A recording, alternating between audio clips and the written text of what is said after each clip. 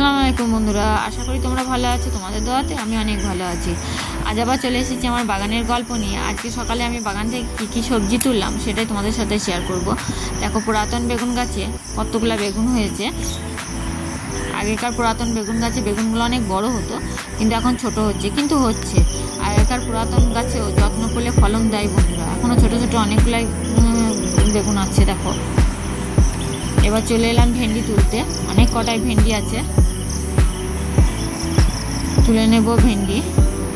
এই ভেন্ডি ভাজা করে খেতে অসম্ভব মজা হয়। তোমরা যদি একবার নিজেরা লাগিয়ে খাও তাহলে তোমাদের মনে হবে যে বাজার থেকে আর কিনে খাবো না, নিজেরা লাগিয়ে খাই। আমি সমস্ত রকমের সবজি নিজে লাগিয়ে খাওয়ার চেষ্টা করি। দেখো, আগেকার পুরাতন বেগুন গাছগুলো দেখো কত বড় হয়েছে, অনেক ফুলও ফুটেছে, কচি কচি অনেক বেগুনও ধরেছে।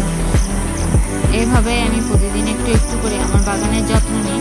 আপনারা যদি ভালোবাসেন প্রকৃতি আর ঘরোয়া খাবার, তাহলে এমনভাবে একটা ছোট্ট বাগান তৈরি করুন। এই বাগানটা তৈরি করেছি পুরাটা আমি কিচেন ওয়েস্ট এবং জৈব প্রক্রিয়ায়। আমি কোনো রকমের রাসায়নিক সার ব্যবহার করি না এতে। এগুলা ভাজা করে খেতে বা ভর্তা খেতে এই বেগুনগুলো অসম্ভব মজা হয় বন্ধুরা। দেখো কত সুন্দর হয়েছে গাছগুলা। দেখো, কাঁচা লঙ্কা ধরেছে কতগুলা, সব লঙ্কাগুলো পেকে গেছে। প্রতিদিন পানি হচ্ছে, পানি হওয়ার জন্য আমি আসতে পারিনি, লঙ্কাগুলো একবারে পেকে গেছে। দেখো কতগুলো লঙ্কা তুলে নিলাম, অনেক কটা লঙ্কা ধরেছে। দেখতে পাচ্ছ বন্ধুরা কতগুলো লঙ্কা তুললাম। এই করলা গাছটা দেখতে পাচ্ছ, আগে তোমাদের লিঙ্কে শেয়ার করেছি করলা বীজ কীভাবে তৈরি করতে হয়। অনেকেই বলেছে সেই করলা বীজ থেকে করলা হয় না। দেখো বন্ধুরা, সেই করলার বীজ থেকে আমি গাছ লাগিয়েছিলাম। তোমাদের সাথে সেই রকম ভিডিও করে আমার দেখানো হয়নি কীভাবে আমি যত্ন করলাম। সরি বন্ধুরা, আবার কোনো দিন যখন লাগাবো তখন তোমাদের সাথে শেয়ার করব। পুঁই শাক রান্না করবো বলে পুঁই শাক তুলে নিলাম।